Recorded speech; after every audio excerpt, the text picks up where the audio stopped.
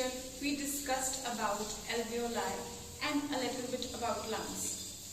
I shall revise it quickly. About alveoli, what we discussed was that it is thin sac. Actually सारे lung का जो network हमने किया है, track किया, primary bronchi, secondary bronchi, tertiary bronchi से लेकर के एल्वियोलाई तक. तो एल्वियोलाई लंग्स का टर्मिनल पार्ट बनाते हैं. थिन बैग होता है, काफी थिन स्ट्रक्चर एल्वियोलाई का होता है, और ये इतना थिन इसलिए होता है क्योंकि it is lined only by simple squamous epithelium. Simple squamous epithelium का ये लाइन होता है, काफी थिन होता है, and it is permeable to respiratory gases. और alveoli along with alveolar duct and respiratory bronchioles ये एक्सचेंज में पार्टिसिपेट करते हैं. एक्सचेंज में यानी कि यहाँ तक जो एयर आ जाती है वो ब्लड में ट्रांसफर करने में ये हेल्प करते हैं. हमने एल्वियोलाई के बारे में एक पर्टिकुलर पॉइंट, ये थैले जैसा स्ट्रक्चर है लास्ट में, ताकि मैक्सिमम सैक लाइक स्ट्रक्चर, ताकि मैक्सिमम ये एयर अकोमोडेट कर सके. एल्वियोलाई के बारे में एक चीज और हमने डिस्कस की कि it has 3 types of cells. 3 types of cells में से एक तो यही है सिंपल स्क्वैमस एपिथेलियम, जो कि इसको लाइन करता है. जितना ये थिन है इसी के कारण थिन है क्योंकि it is lined only by this, तो परमेबिलिटी भी पॉसिबल हो पाती. थिन का कैरेक्टर और परमेबिलिटी टू रेस्पिरेटरी गैसेस का कैरेक्टर इसे यहाँ से मिलता है. देन न्यूमोसाइट्स के बारे में हमने डिस्कस किया, और फिर मैक्रोफेजेस और डस्ट सेल्स के बारे में डिस्कस किया. न्यूमोसाइट्स जिन्हें हम टाइप 2 सेल्स भी कहते हैं, वो न्यूमोसाइट्स जो हैं वो इसमें एक सर्फेक्टेंट रिलीज करते हैं जो कि ग्रीस का फंक्शन करता है. ठीक है. देन सरफेस टेंशन रिलीज करने के लिए. Then third types of cells जो हमने डिस्कस किए, दे वर मैक्रोफेजेस और डस्ट सेल्स. तो ये जो बाय चांस कोई डस्ट पार्टिकल वगैरह अंदर चला जाए तो उसको कैप्चर करने के लिए, प्लस मैक्रोफेजेस हम कह रहे हैं इनको ये क्योंकि फेगोसाइटोसिस भी करते हैं. कोई पर्टिकुलर माइक्रो ऑर्गेनिज्म वगैरह जो अंदर चला जाएगा तो उसकी ये फेगोसाइटोसिस भी करते हैं. तो ये 3 तरह के cells, simple squamous epithelium, type 2 cell या न्यूमोसाइट सेल्स, और थर्ड टाइप के मैक्रोफेजेस या डस्ट सेल्स इनको हम बोलते हैं. देन हमने प्रॉपर लंग्स के बारे में डिस्कस करना शुरू कर दिया. थोड़ा ये चीज मैं आपको इन डिटेल आज करवाऊंगी. लंग्स का part trachea 5th thoracic vertebra के लेवल पे, at the level of 5th thoracic vertebra ये 2 में डिवाइड हो जाता है, और इस पर्टिकुलर पॉइंट को हम कहते हैं कैरिना. करीना नहीं बनाना किसी ने, कि कैरिना है, CARINA, कैरिना. मैं कैपिटल लिख देती हूँ ताकि आपको स्पेलिंग क्लियर हो जाए. कैरिना. ठीक है बच्चों. तो कैरिना इस पर्टिकुलर पॉइंट को बोल सकते हैं जहां पे ये ट्रैकिया आया और 2 प्राइमरी ब्रोंकाई में ये डिवाइड हो जाता है. हमें पता है कि प्राइमरी ब्रोंकाई आगे फर्दर डिवीजन करते हैं, जो secondary bronchi, then tertiary bronchi, tertiary into उसके बाद ब्रोंक्यूल्स की डिवीजन शुरू हो जाती है, और further smaller bronchioles, then lobular bronchioles, terminal bronchioles, then finally respiratory bronchioles, alveolar duct and alveoli. जहाँ पे कि ये last 3 part respiratory bronchiole, alveolar duct और एल्वियोलाई ये रेस्पिरेटरी जोन बनाते हैं. यानी कि यहाँ पे एक्सचेंज हो रहा होकर बाकी हिस्से में सिर्फ ट्रैवल करती है एयर यहाँ तक, और इसलिए बाकी हिस्से को हम कंडक्टिंग जोन बोलते हैं. अब बेटा ये वाला जो पार्ट है यहाँ पे प्राइमरी ब्रोंकाई से लेकर के एल्वियोलाई तक, मैं ये वेविंग रब कर दूंगी, आपको पहले भी करा दी मैंने. तो यहाँ पे जो प्राइमरी ब्रोंकाई से लेकर के एल्वियोलाई तक का जो हिस्सा है, ये सारा कुछ एक्चुअली आता है एक लंग के अंदर. ठीक है. तो लंग्स में प्राइमरी ब्रोंकाई से लेकर के बाकी सारा पार्ट आ सकता है। हम स्टार्ट करेंगे इस पर्टिकुलर पॉइंट से। ये पर्टिकुलर पॉइंट जहां पे ये ब्रोंकाई एंटर कर रहे हैं, इसमें primary bronchi, this primary bronchi is entering this lung. तो इस पर्टिकुलर पॉइंट को हम बोलते हैं हाइलस। और इसी पॉइंट से सिर्फ ब्रोंकाई नहीं बल्कि blood vessels, nerves, lymphatic vessels या कोई भी चीजों जिन्होंने इसके अंदर एंट्री करनी होगी या एग्जिट करना होगा, ठीक है, इन सब की क्या होती है, एंट्री और एग्जिट जो होती है वो कहां से होती है, इन सब चीजों की होती है बेटा हाइलस, ठीक है, हाइलस। अब यहाँ पे थोड़ा और सा स्ट्रक्चर बना है।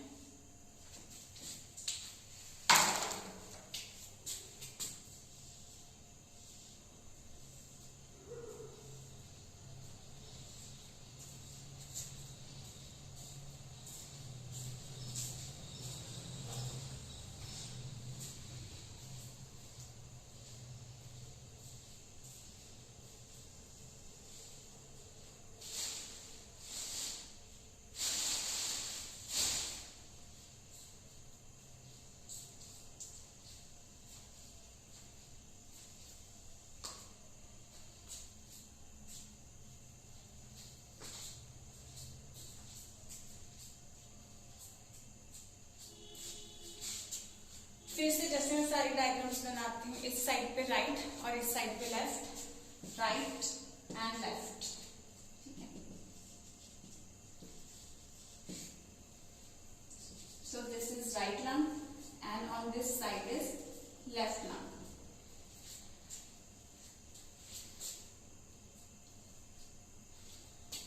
लंग्स होती कहां पे है, बिल्कुल डायफ्राम के ऊपर। डायफ्राम एक डोम शेप, डोम मतलब इस पर्टिकुलर शेप का, ठीक है।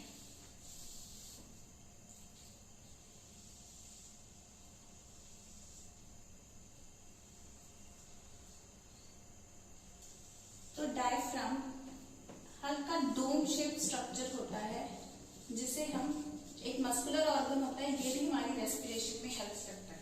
और डायफ्राम के ऊपर का हिस्सा, डायफ्राम जो मिडल पोर्शन में होता है यहाँ, तो डायफ्राम के ऊपर के हिस्से को हम थॉरेक्स बोलते हैं। डायफ्राम के ऊपर के हिस्से को हम थॉरेक्स बोलते हैं। ट्रंक को ये दो पार्ट्स में डिवाइड करता है और डायफ्राम के नीचे के हिस्से को हम अब्डोमेन बोलते हैं। So diaphragm divides trunk into two, thorax and abdomen. अब मैंने स्कीमेटिक इस तरीके से लंग्स बनाए हैं। लंग्स के बारे में एक और चीज हम देखेंगे कि lungs are surrounded by like one particular lung। अगर हम बात करें, एक कवरिंग लंग के बिल्कुल साथ साथ चिपकी हुई होगी,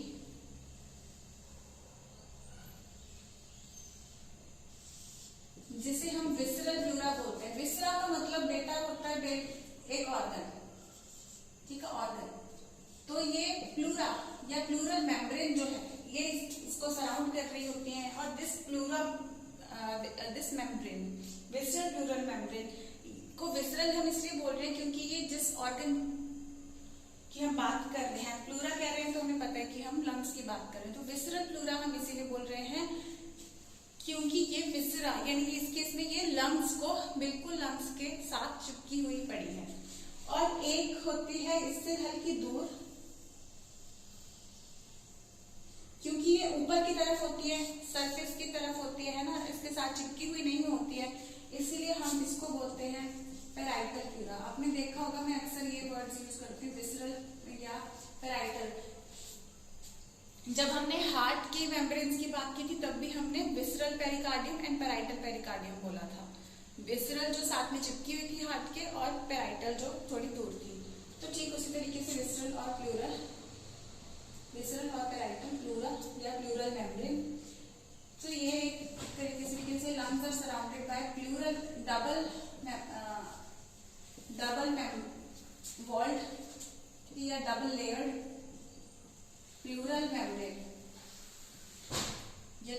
composed of two membranes, we can say pleura composed of two membranes, inner visceral pleura, outer parietal pleura. इन दोनों के बीच में जो होता है वो एक फ्लूइड होता है जिसे हम प्लूरल फ्लूइड बोलते हैं.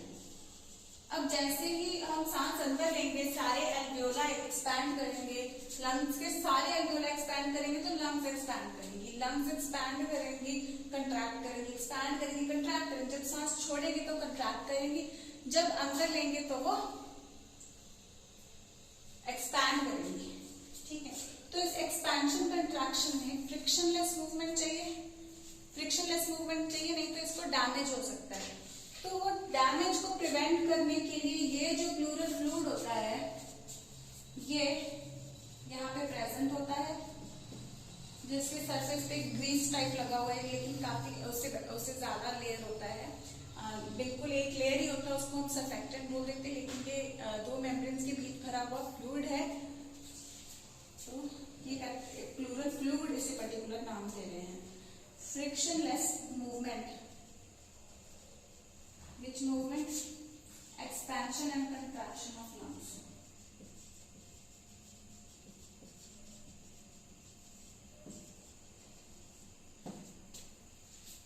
ठीक है बेटा.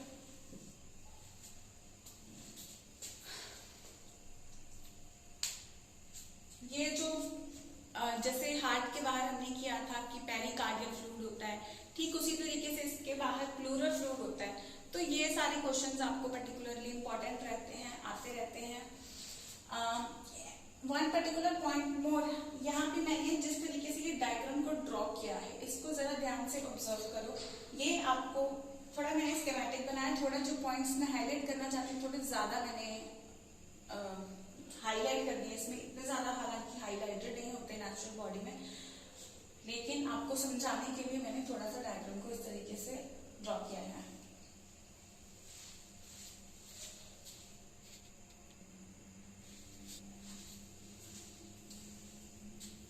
ये डिफरेंसेस देख रहे हैं आप, मैंने अलग अलग तरीके से ड्रॉ किए.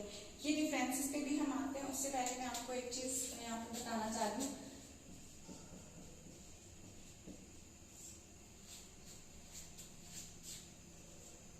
लंग्स की कुछ properties, general properties, gross properties.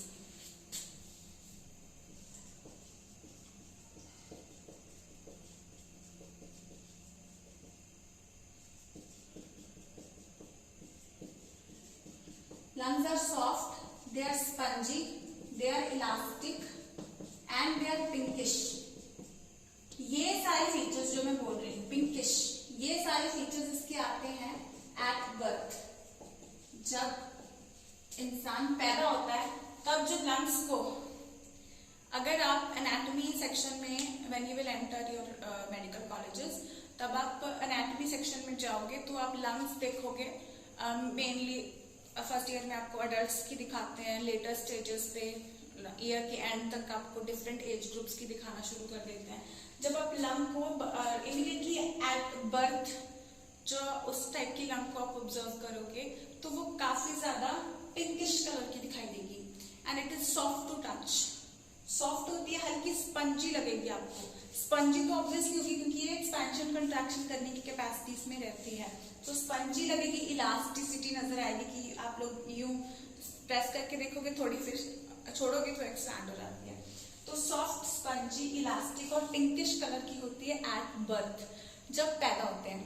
उसके बाद इसका ये जो कलर है या टेक्सचर है उसके बाद डिपेंड करता है on our environment and also our habits. तो अगर इसको ज्यादा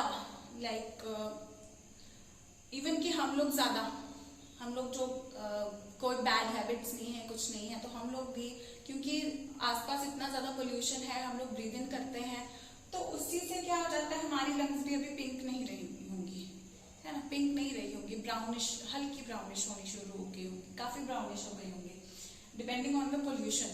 लेकिन जो स्मोकर्स होते हैं उनकी बहुत ज्यादा डार्क ब्राउन होनी शुरू हो जाती है, या डिपेंडिंग ऑन, तो स्मोकिंग भी मल्टीपल टाइप्स की आप लोग देखोगे इन फ्यूचर. इसमें inverted smoking and multiple type का बहुत कुछ आता है। देन उस केस में कि किस डिग्री तक इंसान एडिक्ट है इन चीजों से और इन पोल्यूशन से कितना ज्यादा एक्सपोज्ड है, तो वो सब फैक्टर्स के अकॉर्डिंगली ये जो फीचर्स की हमने बात की, स्पेशली जो कलर की बात की है, ये धीरे धीरे चेंज होना शुरू हो जाते हैं। कलर काफी हाईलाइटेड रहता है, बाकी चीजें इतनी ज्यादा हम लोग इतने नोटिस नहीं कर पाते, लेकिन कलर वो चीज है जो बहुत ज्यादा एक्सप्रेस हो जाता है कि कलर पिंकिश तो बिल्कुल ही नहीं रहता है। टिल आवर एज भी पिंकिश तो बिल्कुल ही नहीं रहता है, because we are expose to lots and lots of pollution. लेकिन जो लोग स्मोकिंग वगैरह करते हैं वो ज्यादा पार्टिकुलेट मैटर से एक्सपोज करते हैं अपने लंग्स को, तो उनको तो ऑब्वियसली उनके लंग्स ज्यादा डार्क होंगे as compare to ours also. ठीक है, तो ये क्रॉस फीचर्स हैं जो एट बर्थ ऐसा होता है, but later on these things change. Lungs में change to brownish structures later on. Now let's come to this thing, जो मैंने डायग्राम इस तरीके से ड्रॉ करके रखी हुई है। तो अगर हम इसके डिफरेंसेस लिखना शुरू करते हैं यहाँ पे,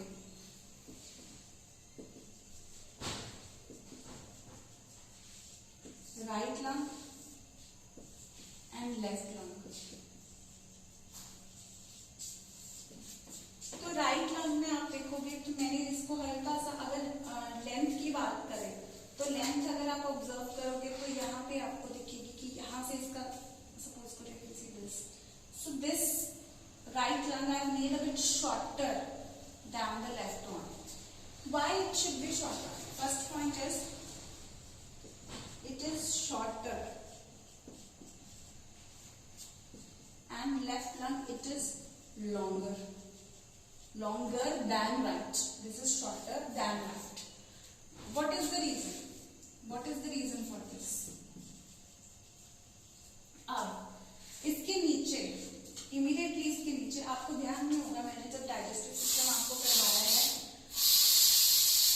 तो डाइजेस्टिव सिस्टम में मैंने जब लिवर का डायग्राम आपको करवाया था तो उसके ऊपर मैंने आपको बताया था कि एक स्ट्रक्चर होता है डायफ्राम, और वो ही डायफ्राम इसको दो हिस्सों में डिवाइड करता है, लेफ्ट और राइट में। ये फॉल्सिफॉर्म लिगामेंट होती है जो इसको डिवाइड करती है।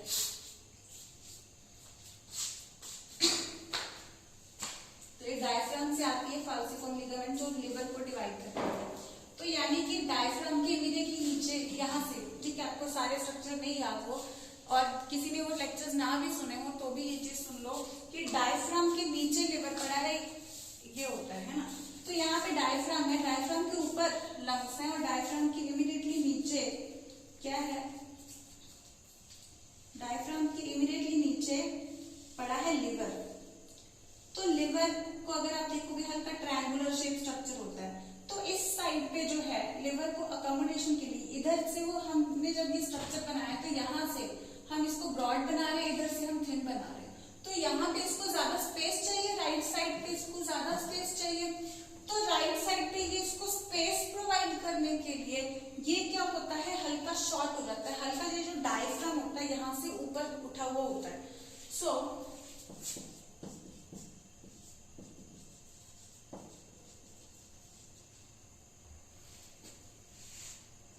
diagram is lifted a bit on the right side so as to accommodate the liver. ठीक है, so that is what makes the right lung short.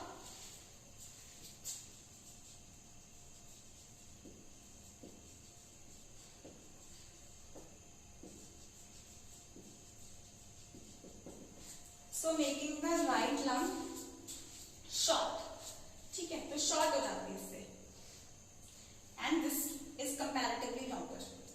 Then this is broader and this is thinner. Broad है और ये thin क्यों है, क्योंकि यहाँ पे मेडियास्टिनम होता है और यहाँ पे हार्ट पड़ा हुआ होता है, तो हार्ट को हल्का सा स्पेस देने के लिए ये थोड़ी थिन हो जाती है। So हम कह सकते हैं right lung is shorter and broader, and left lung tongue is longer and thinner.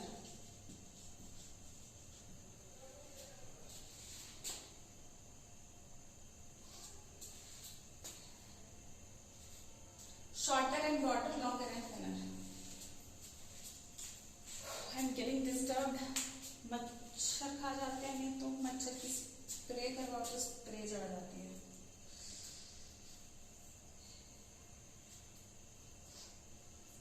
तो okay. Shorter and broader and longer and thinner. Then यहाँ पे ये जो नॉच हल्का देख रहे होगे, अगर मैं हाथ को यहाँ से हटा दूं तो आपको यहाँ पे नॉच दिखाई देगा.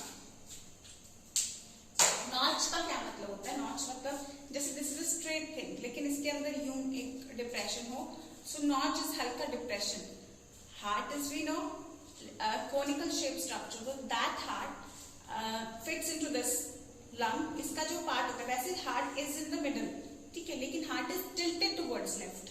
तो टिल्ट की वजह से जब इस तरीके से वो टिल्ट होता है तो वो लेफ्ट लंग को पुश करता है और उसमें एक डिप्रेशन बना लेता है. That particular depression is known as cardiac notch. So this is cardiac notch.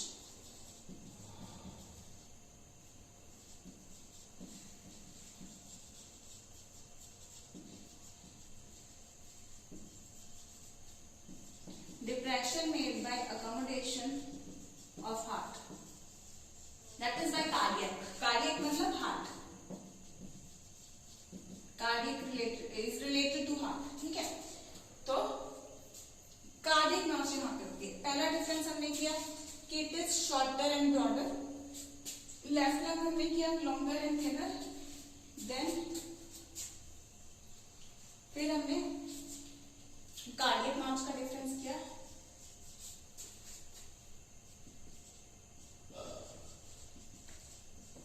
Cardiac notch is absent.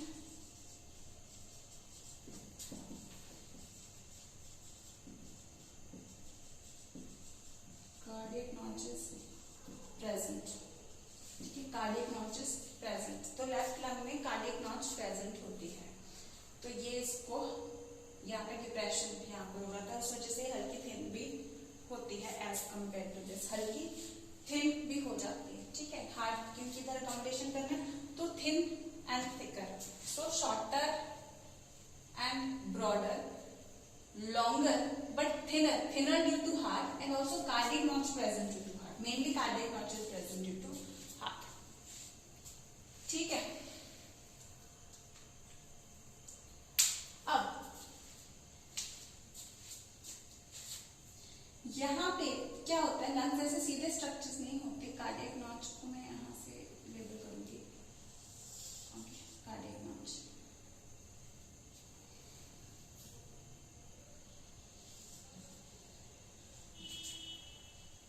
अब जो लंग्स होते हैं वो एक सॉलिड स्ट्रक्चर नहीं होता. एक्चुअली क्या होता है, लंग्स के अंदर यहाँ पे एक फरो जाएगी. ठीक है, फिशर यानी कट. फिशर मतलब हल्का कट. तो एक कट जैसा लगा होगा और एक इस तरफ से.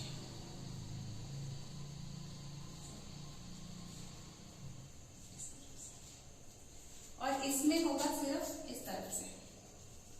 अब मैं आपको सिंपल ये जो कट्स लगे हुए हैं, पहले आपको टर्मिनोलॉजी सिंपल बता दूं. जब कोई भी लाइन इस तरीके से जाए उसे हम कहते हैं ट्रांसवर्स.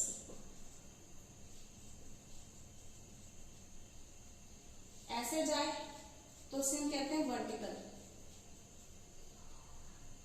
ट्रांसवर्स या हॉरिजॉन्टल या ट्रांसवर्स कोई भी बोल सकते हैं इसको. हॉरिजॉन्टल या ट्रांसवर्स. ठीक है, दो वर्ड इसके लिए हो सकते हैं. वर्टिकल इस तरीके से टेढ़ी जाए या इस तरीके से जाए. टेढ़ी जो जाती है इसके लिए हम टर्म यूज करते हैं ऑब्लिक.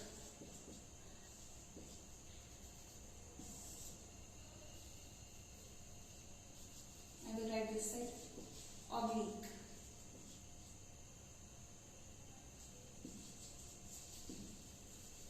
Oblique. ठीक है, या ऐसे जाए या ऐसे जाए. anything like this. तो यहाँ पे आप देखोगे एक सीधा फिशर है. कैसा? हॉरिजॉन्टल. तो फिशर पहले तो ये वर्ड है फिशर. फिशर मतलब एक cut sort of thing. Fissure बोल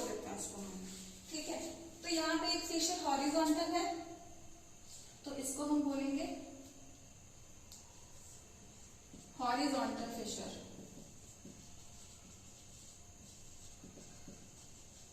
और ये एक फिशर ऑब्लिक है तो इसको हम कहेंगे ऑब्लिक फिशर। और यहाँ पे सिर्फ ऑब्लिक ही है, सीधा वर्टिकल कोई और नहीं है, सिर्फ एक फिशर है इस साइड पे और ये ऑब्लिक ही जा रहा है तो ऑब्लिक फिशर। ठीक है, तो हम क्या कह सकते हैं कि यहाँ पे two fissures are present in right lung and they are horizontal and oblique, and on the left side only one fissure is present, that is oblique fissure. अब आप देखोगे तो फिशर्स, ये जो कट्स लगे हैं इन्होंने इस यहाँ पे क्योंकि दो फिशर्स हैं तो राइट लंग को इन्होंने 3 हिस्सों में काट दिया, और लेफ्ट लंग में क्योंकि एक ही फिशर है तो इन्होंने इसे 2 हिस्सों में डिवाइड कर दिया। सो हम इन हिस्सों को हम कहते हैं लोब्स।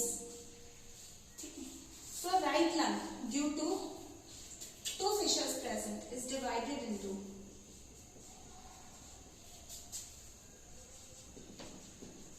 divided into 3 lobes,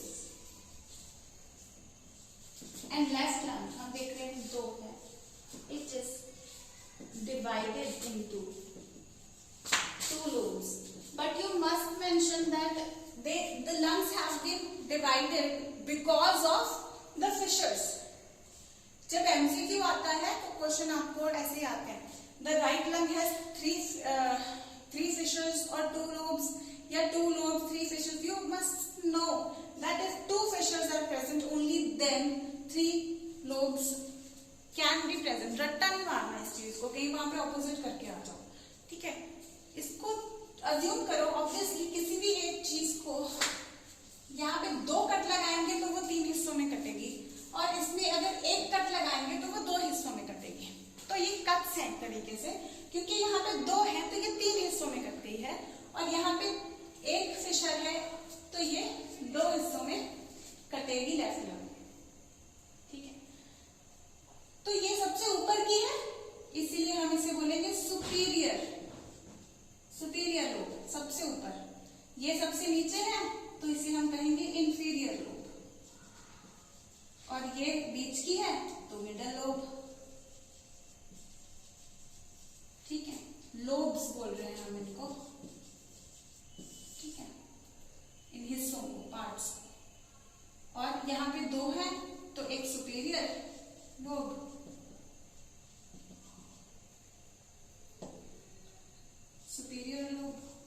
और दूसरा वाला inferior lobe.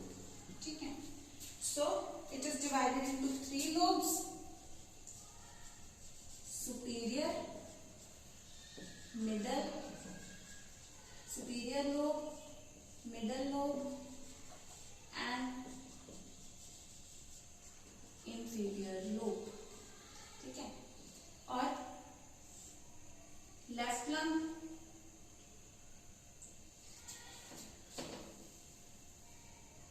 Is divided into 2 lobes की बात की थी, superior lobe इंफीरियर। दोनों के बीच कोई नहीं है तो ऑब्वियसली इसमें मिडल लोब नहीं होगा। ठीक है बच्चों, सो अभी तक हमने क्या किया, हाइलम से यहाँ पे हाइलम से एंटर करती है bronchi, blood vessels, lymphatic vessels, nerves, ये सब चीज surrounded by pleura, outer carotid, inner visceral, दोनों के बीच में pleural fluid frictionless movement, frictionless expansion and contraction कराता है। जो लेफ्ट और राइट लंग है इसमें से this is shorter and broader. Shorter because नीचे diaphragm is a bit raised so as to accommodate the liver, and this is longer, thus this is broader and this is thinner. Thinner because it has to accommodate heart. Again, due to the same reason, because it has to accommodate the heart. Heart is a bit depressed inside it, so making the cardiac notch here. And in the right lung there is no cardiac notch. Cardiac notch, heart का कोई depression इसमें नहीं है. Then we have two fissures here, horizontal and oblique, dividing it into three lobes, superior, middle and inferior. And on the right side, right lung has only one fissure, oblique fissure, dividing it into two lobes, superior lobe and inferior lobe. ठीक है? So this is about lungs, and I also need to tell you that lungs have been, जो lungs होती हैं बच्चे, वो मैंने आपको बताया था कि जो thoracic cage के अंदर होती है, thoracic cage के अंदर, inside thoracic cage. So inside thoracic cage होती हैं. thoracic cage जो होता है वो skeleton का पार्ट होता है, तो ये सारा उस केज के अंदर होता है. thoracic, यही केज जो होता है यही thoracic chamber बनाता है. thoracic chamber बनाएगा along with all the muscles and all. muscles के बारे में हम बाद में पढ़ेंगे. मसल्स के बारे में हम बाद में पढ़ेंगे, लेकिन यहाँ पे हम अभी thoracic cage के बारे में पढ़ रहे हैं. एक चीज याद रखिए, lungs are accommodated in thoracic chamber. chamber मतलब एक पूरा रूम जैसा स्ट्रक्चर. ये पूरा चेम्बर, जैसे lungs एक्सपैंड करेंगी चेम्बर एक्सपैंड करेगा, lungs कंट्रैक्ट करेंगी चेम्बर कंट्रैक्ट करेगा. ठीक है. सिमिलरली thoracic cage जो मेन हम स्केलेटल सिस्टम का पार्ट कर रहे हैं, जिसमें हम बोन और कार्टिलेज की बात करेंगे, तो ये पर्टिकुलर स्ट्रक्चर जो है ये भी ऑब्वियसली यही फ्रेमवर्क है thoracic chamber का, तो ये thoracic cage भी एक्सपैंड और कंट्रैक्ट करेगा along with the lungs. जैसे lungs एक्सपैंड करेंगी तो ये केज एक्सपैंड कर जाएगा, lungs कंट्रैक्ट करेंगी तो ये कंट्रैक्ट कर जाएगा. ये बनता किस चीज का है? सामने एक बोन होता है जिसे ब्रेस्ट बोन भी बोला जाता है.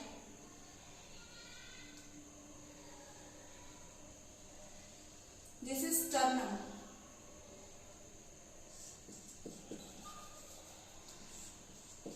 sternum, ये बिल्कुल यहाँ पे बीच वाली साइड पे बोन होगा, तो हम इसको इसकी क्या देखते हैं? एंटीरियर.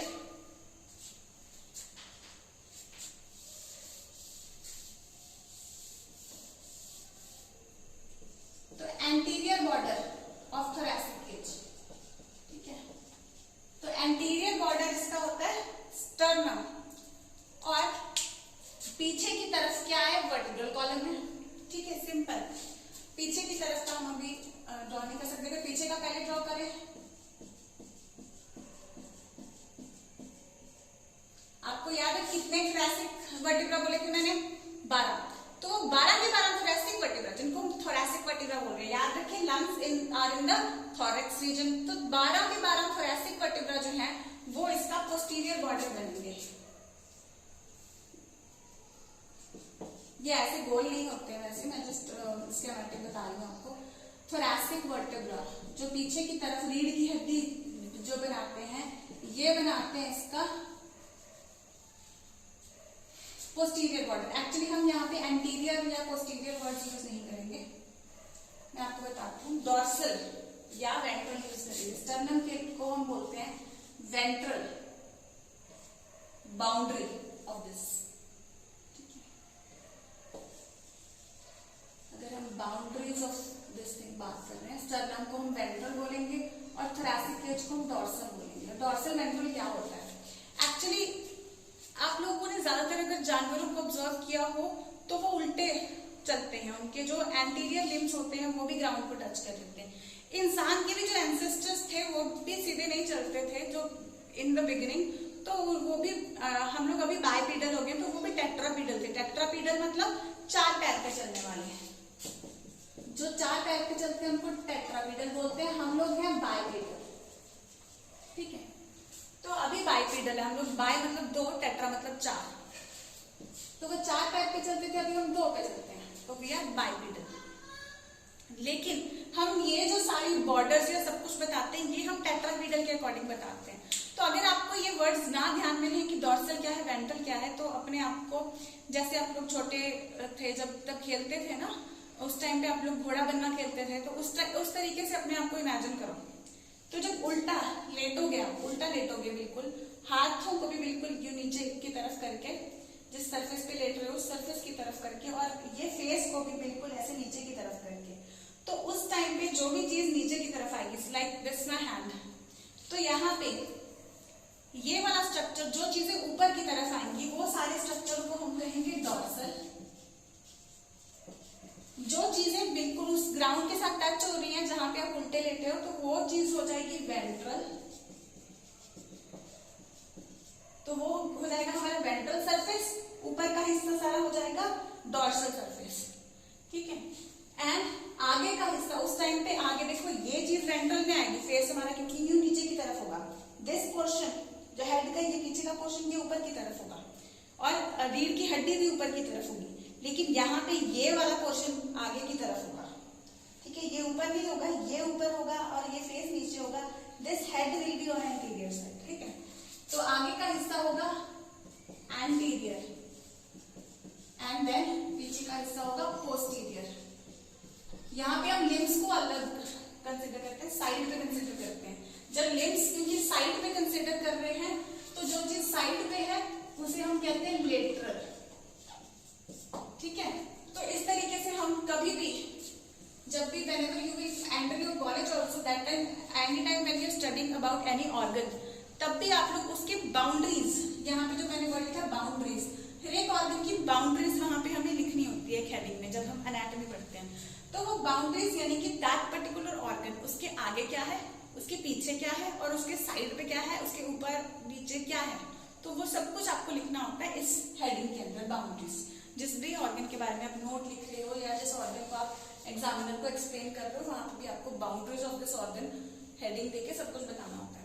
तो स्टर्नम, अगर लंग्स को अगेन अपने आप को उल्टा लेटा हुआ इमेजिन करके देखो, तो लंग्स के ऊपर का हिस्सा यानी डॉर्सल हिस्सा, ऊपर का हिस्सा आएगा थोरैसिक वर्टिब्रा।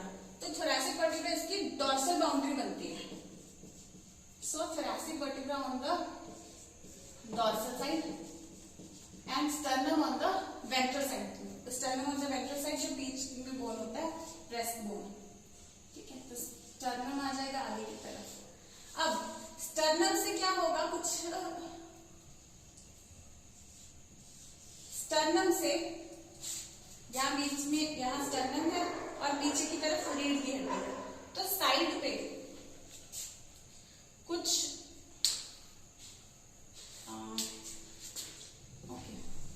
जस्ट इस लाइन को इमेजिन करो कि this is vertebral column and this marker over here is sternum.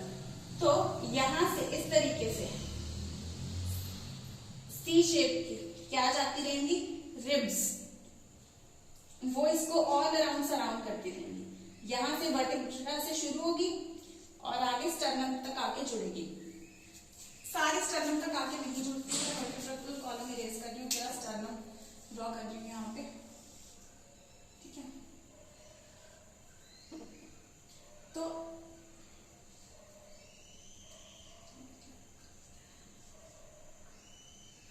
Diagram आपको इन डिटेल में स्केलेटल सिस्टम में बताऊंगी।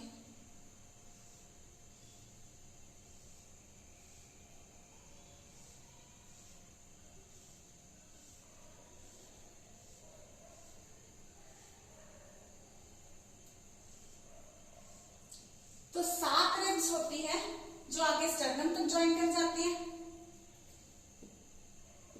1 2 3 4 5 6 7 और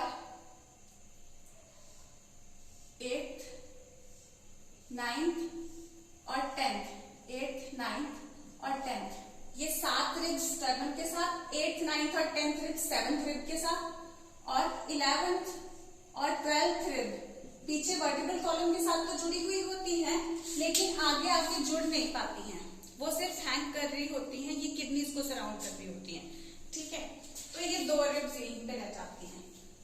ये सारी रिब्स अगर आप देखो तो एक तरीके से ठीक है, एंटीरियर भी आ रही है, पोस्टीरियर भी जा रही है, लेकिन इनको लेटरल बॉर्डर कंसिडर किया जाता है। तो यहाँ पे sternum is the ventral boundary and thoracic vertebra is the dorsal boundary and lateral क्या चीज आती है, लेटरल आती है रिब्स, ठीक है, लेटरल आती है रिब्स। रिब्स के बारे में डिटेल में आपको लोकोमोशन में कराऊंगी। यहाँ पे ये देख लो कि इसकी ventral boundary is sternum which is also known as breast bone.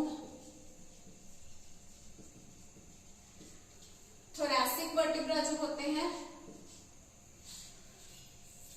वो इसकी डॉर्सल बाउंड्री बनाते हैं यानी ऊपर की, और साइड वाली यानी लेटरल बनाते हैं रिब्स। तो इसकी 3 बाउंड्रीज होती हैं, sternum making the ventral boundary, thoracic vertebra making the dorsal boundary and lateral it is surrounded by ribs. So this all makes up the thoracic cage। और ये thoracic cage इस तरीके से बना होता है कि ये भी एक्सपैंड और कंट्रैक्ट करता है। वो कैसे करता है वो मैकेनिज्म में हम लोग करेंगे ये भी, लेकिन एक्सपैंड और कंट्रैक्ट वैसे करेगा जैसे जैसे लंग्स करेंगे, ठीक है। सो आज हमने differences between left and right lung और हमने thoracic cage के बारे में स्टडी किया। I hope things are clear to you. All the best, keep studying.